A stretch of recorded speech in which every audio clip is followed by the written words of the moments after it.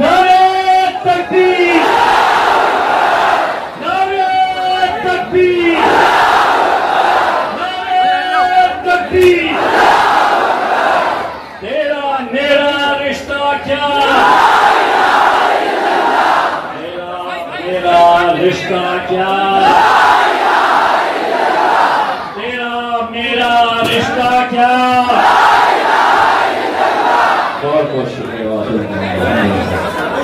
मेरे नबी करीम सल्लल्लाहु अलैहि वसल्लम के खिलाफ गुस्ताखी की थी तो हमने मुंबई की सड़कों को जाम कर दिया था मेरे भाई। हमने दुनिया को दिखाया था कि हम हर चीज बर्दाश्त कर सकते हैं, हम हमारे नबी के खिलाफ गुस्ताखी बर्दाश्त नहीं कर सकते हैं कि शिवसेना के गढ़ से कोई मुसलमान एमएलए जीत कर आ ही नहीं सकता।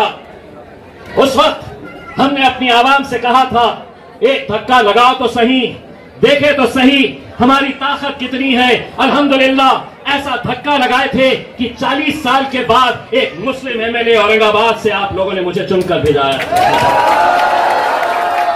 2019 आया, सारे लोग कहने लगे अब ये एमपी बनना चाह रहा है, ये खासदार बनना चाह रहा है, ये मेंबर ऑफ पार्लियामेंट बनना चाह रहा है।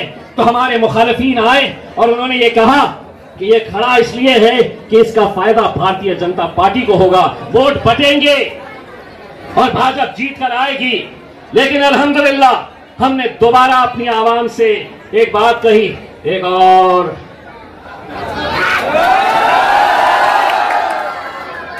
धक्का लगाओ तो सही। और अल्हम्दुलिल्लाह एक पूरी नस्ल हमारी खत्म हो चुकी थी अपना एक मेंबर ऑफ पार्लियामेंट देखने के लिए। और अल्हम्दुलिल्लाह 2019 के अंदर आप लोगों ने मुझे वोट नहीं दिया, नहीं दे सकते, लेकिन मेरी जीत के अंदर आप लोगों का भी हाथ है, क्योंकि जिस दिन नतीजे निकलने वाले थे आपका सर सिजदे में था और आप मेरे लिए दुआ कर रहे थे कि अल्लाह हमें 48 साल शिवसेना ऐसा उसके झंडे को उखाड़ के फेंका और वहां पर मेरे मजलिस के झंडे को मैंने लगाया अल्हम्दुलिल्लाह।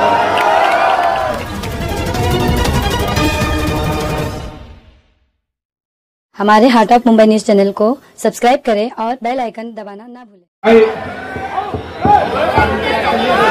भाई एक रिक्वेस्ट है कि इम्तियाज भाई, संगठन की तरफ से एक रिक्वेस्ट है कि ऐसा पहली बार हुआ है कि जब महाराष्ट्र प्रदेश अध्यक्ष, ये हमारे 7 साल के कार्यकाल में पहली बार ऐसा हुआ है कि जहां पर आप और मुंबई अध्यक्ष और वारिस भाई एक साथ आए, ये 7 साल में पहली बार हम लोगों ने देखा और हम लोग की इच्छा थी ये पूरी हो गई। हम लोग ये चाहते हैं सर कि जैसे कि पिछले 7 सालों से हम लोगों ने ना एमपी का चुनाव लड़ा ना एमएलए का चुनाव लड़ा, जब हम लोगों के पास जाते हैं और जब संगठन से जुड़ने की बात करते हैं तो वो लोग ये कहते हैं कि भाई तुम लोग चुनाव तो लड़ते ही नहीं हो, तो फिर संगठन से जुड़ के क्या मतलब है। तो मेरी एक रिक्वेस्ट है सर कि आज जो है मैं ये चाहूंगा कि मुंबई में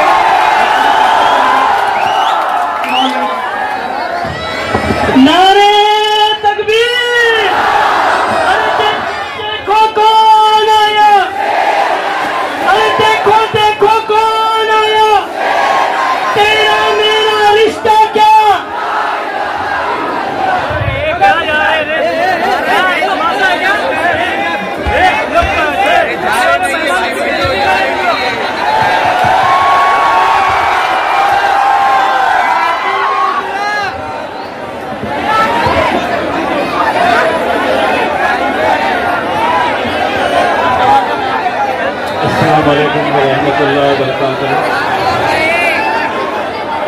स्टेज वाले बैठ जाएगा, चलिए हर कोई पीछे हो जाए।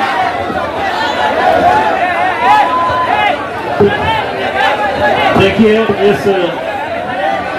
इस जलसे में बहुत सारे छोटे छोटे बच्चियां भी मौजूद हैं, बुजुर्ग लोग भी मौजूद हैं। इसीलिए मैं आपसे हाथ जोड़कर अकबर गुजारिश कर रहा हूं, भाई साहब इतने करीब से मुझे मत लीजिएगा। बैठ गई आप, बैठ गए।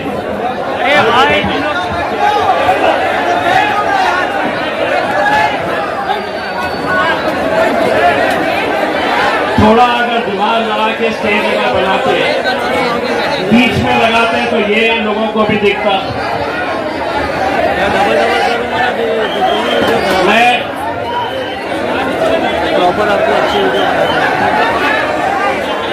भाई कोई किसी को मजलिस का जलसा है, हमको भी आदत है और इनको भी आदत है कि कैसा सुनने का है करके। और मुझे मालूम है आपको क्या सुनने का है करके।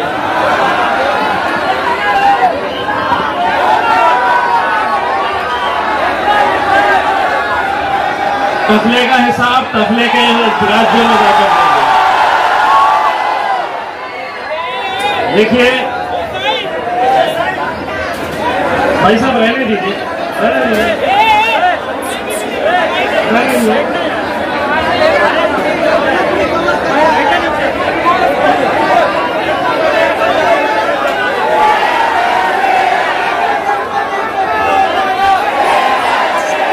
मैं अल्हम्दुलिल्लाह ये इतनी जोश भरी आवाम को देखने के बाद मैं फारूक शाब्दी साहब को एक बात कहना चाहता हूं। एक तो मैं कॉर्पोरेटर्स नहीं, मैं एक आध MLA इसके अंदर से निकाल सकता हूं इंशाअल्लाह। बस जरूरत क्या है, जरूरत यह है कि एक मजबूत ताकत बनकर अगर हम खड़े रहे तो हम क्या नहीं कर सकते हैं। आज वारिस पठान साहब आपको एक बात कह रहे थे जो पूरे हिंदुस्तान के अंदर हम पिछले कुछ दिनों से जो माहौल देख रहे थे, हमारे नबी करीम सल्लल्लाहु अलैहि वसल्लम के ताल्लुक से, मैं नौजवानों आपको एक बात कहना चाहता हूं। हमारे नबी ने, मोहम्मद मुस्तफ़ा सल्लल्लाहु अलैहि वसल्लम ने हमें दुनिया में जीना कैसा है, हमारे अमाल कैसे रखने चाहिए, ये हमें सिखाया है। हम आज कर क्या रहे हैं? तो हम ये कर रहे हैं कि अगर हम हाथ में एक पोस्टर लेकर अगर ये जताने की कोशिश कर रहे हैं कि मैं बहुत पक्का मुसलमान हूं, मैं नमाज नहीं पढ़ूंगा,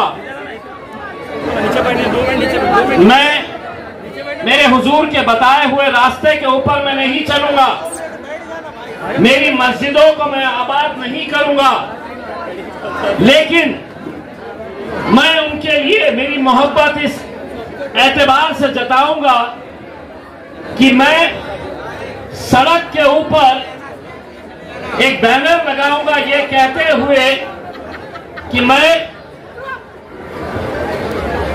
या तो आप बाहर चले जाइए, यहां पे ना तो कोई हम हंसी मजाक की महफिल सजाए हुए हैं, या आप यहां पर आकर दो अच्छी बातें कर दे तो मैं भी आपको सुनना चाहूंगा। हम इतनी दूर से अगर चलकर आए हैं तो यहां पर कोई हंसी मजाक करने के लिए नहीं आए हैं। आज मुल्क के ऊपर, आज हमारे कौम के ऊपर जो वक्त आया है, कहीं ना कहीं ये बात सोचिए, गौर करिए कि इसके लिए जिम्मेदार कौन है।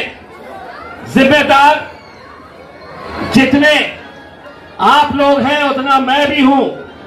हमको ये सोचना चाहिए कि आज ऐसा वक्त हम पर आ गया है कि हर रोज हमें गालियों से नवाजा जा रहा है, हर रोज हमारी तनकीद की जा रही है, हमारा मजाक उड़ाया जा रहा है, हमारे घरों के ऊपर बुलडोजर चलाया जा रहा है, हमारे गली मोहल्लों के अंदर नशे का कारोबार को फैलाया जा रहा है। ये सब हो रहा है, लेकिन हम आज भी वो संजीदगी हमारे अंदर नहीं पैदा कर रहे हैं। ए सुन,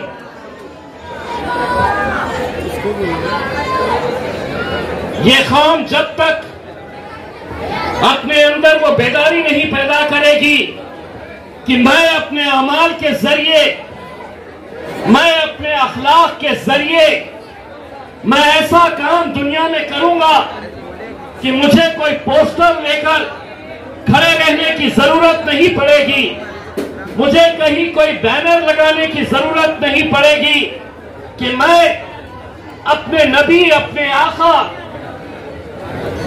मोहम्मद मुस्तफा सल्लल्लाहु अलैहि वसल्लम से मैं कितनी मोहब्बत करता हूं। तुम्हारे अमाल देखकर, तुम्हारे अखलाक देखकर गैर कौम के लोगों ने ये बोलना चाहिए कि ये मेरे मोहम्मद का उम्मती है, ये मेरे मोहम्मद को मानने वाला है। दोस्तों, जब मैं उस कुर्सी के ऊपर बैठा हुआ था, मेरी नजर एक नौजवान लड़के के ऊपर गई। वो लड़का नशे की हालत में है। ये बहुत संजीदगी से आपको सोचना चाहिए। मैं उस लड़के की तरफ देखकर यह सोच रहा था कि अगर मैं तुम्हारा खायद होने की हैसियत से अगर मैं अपने नौजवानों को अपनी आंखों के सामने मरता हुआ देखूं तो मुझे ये ओहदा, मुझे ये जगह, ये कुर्सी कोई काम की नहीं। अगर मैं अपनी नौजवान नस्ल को नशे में लिप्त न खड़े रह सक रहे, अपने आप की जिंदगी तो बर्बाद कर रहे, लेकिन उस माँ बाप के बारे में सोचिए। गरीब हो अमीर हो, हर माँ बाप चाहते हैं कि मेरा बच्चा दुनिया में कुछ नाम करे, कुछ शोहरत हासिल करे, कुछ ऐसा काम करे कि हमारा भी सर ऊंचा होना चाहिए, फख्र होना चाहिए किसी भी माँ बाप को। लेकिन आज मैं अपनी बस्तियों में, अपने मोहल्लों में जाता हूं और वहां पर कुछ नौजवानों को देखता हूं तो मुझे अपने आप पे यह अफसोस होता है कि इम्तियाज जलील कुछ कर इस नौजवान नस्ल को मरने से बचा। दोस्तों, ये नशे का कारोबार जो चलाया जा रहा है हमारे मोहल्लों में, ये कोई और नहीं चला रहा है, ये हुकूमत की जेर निगरानी पुलिस सब जानती है। बेचने वाला कौन? तो हम ही लोगों में से कोई एक। खरीदने वाला कौन? तो हम ही में से कोई एक। इस्तेमाल कौन कर रहा? तो हम ही लोग कर रहे हैं मेरे भाई। और फिर हम ही लोग जाकर ये कह रहे हैं कि हमारे नबी से हम कितनी मोहब्बत करते हैं, हमारे रसूल से हम कितनी मोहब्बत करते हैं, हम यही बात जता रहे हैं। हमें शर्म नहीं आती है? आज हर कोई इस कौम को, मुझे, आपको, हमारी माओ को, हमारी बहनों को, हमारे बुजुर्गों को किस तरीके से गालियों से नवाज रहे हैं। कैसे कैसे नेता हर रोज खड़े होते हैं, हमें गालियां देते हैं, हमारी माएं और बहनों का मजाक उड़ा रहे, हमारे बुजुर्गों की दाढ़ियां खींच रहे, उनकी टोपी उतार रहे, और नौजवान हुल्लड़बाजी कर रहा है। नौजवान मजाक में हर चीज को ले रहा है। एक बात याद रखो, जब महाराष्ट्र के अंदर एक महाराज ने मेरे नबी करीम सल्लल्लाहु अलैहि वसल्लम के खिलाफ गुस्ताखी की थी तो हमने मुंबई की सड़कों को जाम कर दिया था मेरे भाई। हमने दुनिया को दिखाया था कि हम हर चीज बर्दाश्त कर सकते हैं, हम हमारे नबी के खिलाफ गुस्ताखी बर्दाश्त नहीं कर सकते हैं। आपको याद होगा वो मंजर, मुझे यकीन है कि यहाँ के नौजवान भी उस ऐतिहासिक घटना के गवाह हैं, क्योंकि तुम भी उसमें शामिल हुए थे। हमने जब ये फैसला किया था कि हम निकलेंगे और मुंबई की तरफ कूच करेंगे तो पुलिस वालों ने मुझसे कहा था कि हम तुम्हें औरंगाबाद के आगे बढ़ने नहीं देंगे। मैंने कहा था कि तुम्हारी कोशिश और तुम्हारी ताकत लगाओ, मैं मेरी कोशिश और मेरी ताकत लगाऊंगा। अल्हम्दुलिल्लाह, अल्हम्दुलिल्लाह पूरी दुनिया ने उसकी दखल ली थी कि हिंदुस्तान के अंदर ये मुसलमान अपने नबी के लिए मर मिटने के लिए तैयार है। लेकिन इसका मतलब ये नहीं है कि मेरे अखलाक, मेरा रवैया, मेरे अमाल कहीं से भी ये दिखा नहीं रहे हैं कि मैं मुसलमान हूं, लेकिन सिर्फ जबान से ये कह रहा है कि नहीं साहब, उत्तर प्रदेश के अंदर वो बैनर हट गया है तो मेरा मजहब खतरे में आ गया है। तुम्हारा मजहब, हमारा मजहब खतरे में इसलिए आ रहा है कि हमारे मस्जिदें हम आबाद नहीं कर पा रहे हैं। हमारे मस्जिद पड़ोस में है, लेकिन हमारे पास नमाज के लिए वक्त नहीं है। हमारे पास हम सब कुछ कर रहे हैं, हम गालियां सुन रहे, हमारे मजहब के ऊपर हम मजाक सुन रहे, हम इंस्टाग्राम पे, फेसबुक पे, व्हाट्सएप के ऊपर हर चीज देख रहे हैं। लेकिन हम क्या नहीं कर पा रहे हैं? तो हम एक नहीं हो पा रहे हैं। क्यों नहीं हो पा रहे हैं? क्योंकि सियासी जमातों को यह बात अच्छी तरह से पता चल चुकी है कि ये कौम को बांटना बहुत आसान बात है। मैं इम्तियाज जलील, तुम्हारा दोस्त, तुम्हारा भाई, तुम्हारे चचा की हैसियत रखने वाला 2 इलेक्शन में हारा हूं। अल्हम्दुलिल्लाह, जब सारी दुनिया कहती थी कि शिवसेना के गढ़ से कोई मुसलमान एमएलए जीत कर आ ही नहीं सकता, उस वक्त हमने अपनी आवाम से कहा था, एक धक्का लगाओ तो सही, देखे तो सही हमारी ताकत कितनी है। अल्हम्दुलिल्लाह ऐसा धक्का लगाए थे कि 40 साल के बाद एक मुस्लिम एमएलए औरंगाबाद से आप लोगों ने मुझे चुनकर भेजा है।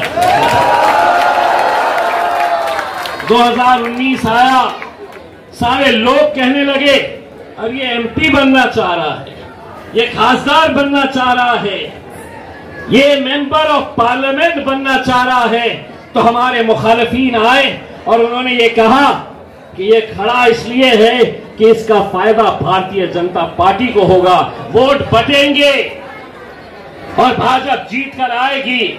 लेकिन अल्हम्दुलिल्लाह हमने दोबारा अपनी आवाम से एक बात कही, एक और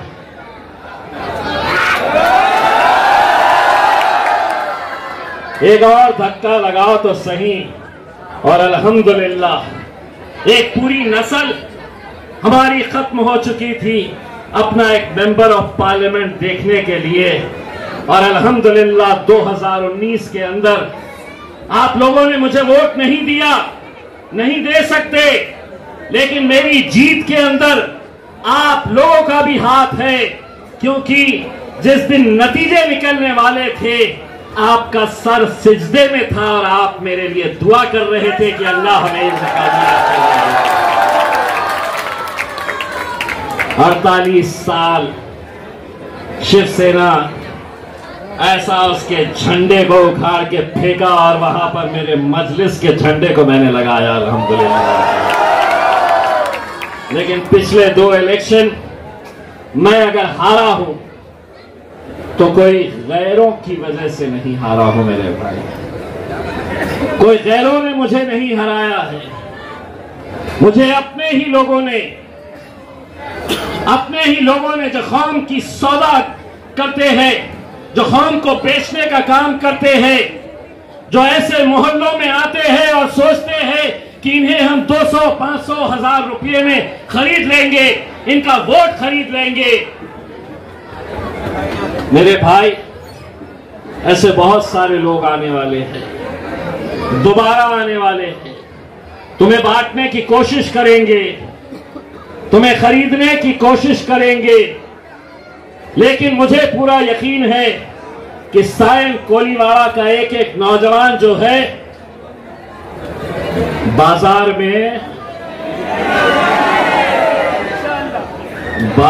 में अगर पैसा हो तो एक से एक कुत्ता खरीदा जा सकता है, एक एक ब्रीड का कुत्ता खरीद सकते हैं। बिल्ली पालना है तो बिल्ली भी खरीद सकते हैं, लेकिन करोड़ रुपए का बैग लेकर जाओ और कहो कि शेर का बच्चा मुझे खरीदना है, तो शेर के बच्चे खरीदे नहीं जाते हैं। ये मेरे जितने नौजवान हैं, ये मेरे लिए शेर के बच्चे हैं मेरे भाई। तुम्हें बांटने के लिए दोबारा आएंगे और वही लोग आएंगे। मैं खास तौर से एक शख्स का नाम इसलिए लेता हूं कि वैसे तो बहुत सारे इंडिपेंडेंट खड़े हुए थे, कितने 17 मुसलमानों को खड़ा किया गया था इम्तियाज जलील के खिलाफ इलेक्शन लड़ने के लिए। 17, किसी ने 500 लिया, किसी ने 200 लिया, किसी ने 300 लिया। मैं महज 2000 वोटों से हारा मेरे भाई।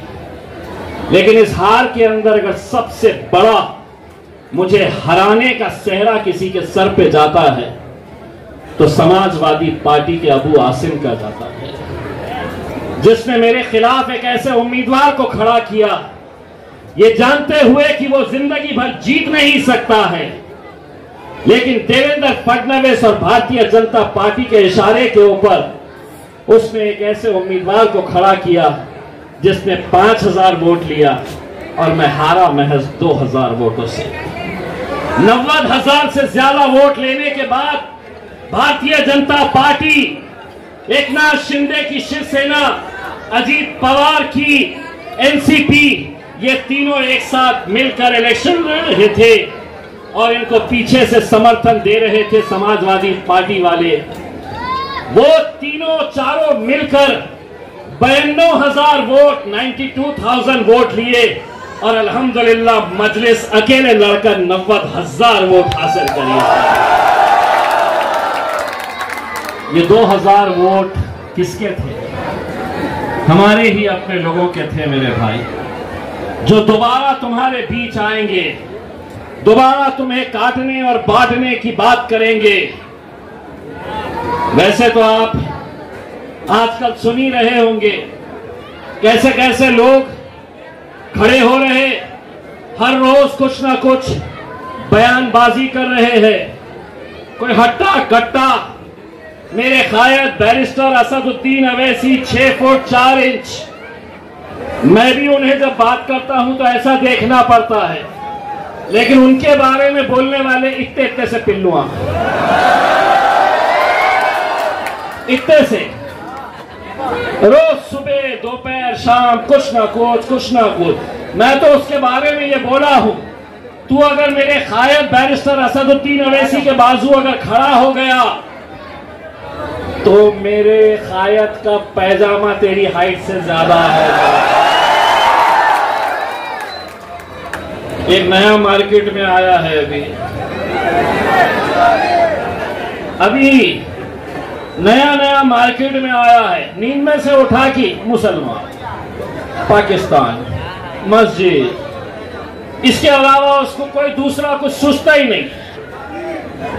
मैं असद साहब के साथ एक जलसा लिया, पुलिस वालों को बोले जाके लेटर में लिख के दिए कि इनको अहमदनगर में आने नहीं देना। मैं बोला क्यों, तेरे बाप के जहेज में आया हुआ है।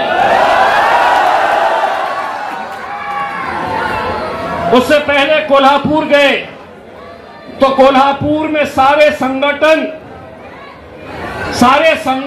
इकट्ठा हो गए, पुलिस के पास निवेदन दिए और निवेदन देके मीडिया में बाइट दिए कि याला आम्ही कोल्हापुर मध्ये पाय ठेवू देणार नाही। मैं बोला ये ले मेरा पाय आणि हे घे ठेवला। बोले तेरे को हम कदम रखने नहीं देंगे। मैंने मेरा कदम उठाया और उसको बोला पाए के बारे में तो तू बात ही मत कर। अभी पाए खा तो पाए हम खींच के, और वो हमको बोल रहा तेरा पाए। बोले भाषण में किसी के बारे में कुछ बोलना नहीं। वहां पे पुलिस वाले जैसे ही गए तो पुलिस वालों ने 3 पन्ने का हमारे को परमिशन दिया। उस परमिशन के अंदर था कि ऐसा करना, ऐसा बोलना, ये नहीं बोलना, वो नहीं करना। मैंने कहा सारे कानून हम पर ही, जीजा जी के ऊपर ही।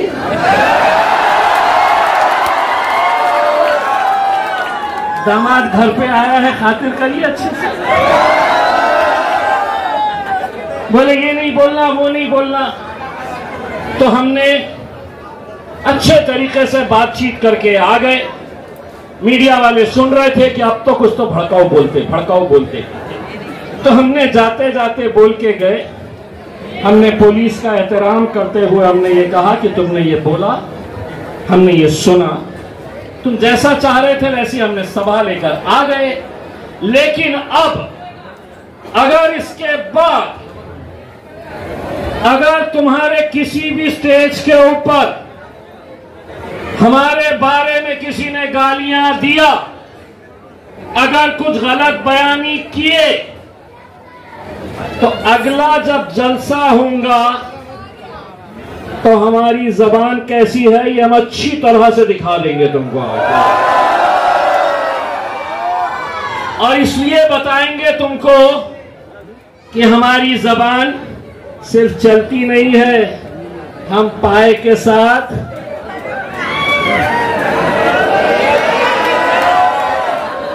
जबान भी खाते हैं। इनको मालूम ही नहीं है। और बोले जबान संभाल के बात करना। अबे मैं बोला तेरी जबान तो मैं मुंह में लेकर चबा चबा के खा जाऊंगा। अबे बस मेरे भाई, मैं आप लोगों से इतनी इल्तिजा करना चाह रहा हूं कि आने वाले कुछ दिनों के बाद हो सकता है महानगर पालिका के इलेक्शंस आ जाए। ऐसे वक्त के अंदर मैं आप लोगों का साथ चाहता हूं। आप लोगों ने हमेशा मजलिस को अपनी दुआओं से नवाजा है। मैं इतना आपको कहकर जाना चाहता हूं कि हिंदुस्तान के अंदर तुमको मुसलमान लीडर मिल जाएंगे, लेकिन असदुद्दीन अवैसी है तो बार बार पैदा नहीं होते हैं।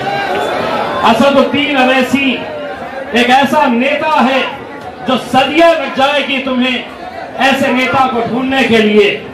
बस अगर आप लोग मजलिस का साथ देने के लिए तैयार है, आप असदुद्दीन अवैसी के हाथ मजबूत करने के लिए तैयार है, अगर आप चाहते हैं कि आपकी आवाज बनकर हम तमाम जालिमों से हम लड़ते रहे, तो मेरे भाई मेरे साथ हाथ ऊंचा करके नारा लगाइएगा, नारे तकबीर, नारे तकबीर, नारे तकबीर। तेरा मेरा रिश्ता क्या, तेरा रिश्ता क्या, तेरा मेरा रिश्ता क्या। बहुत बहुत शुक्रिया।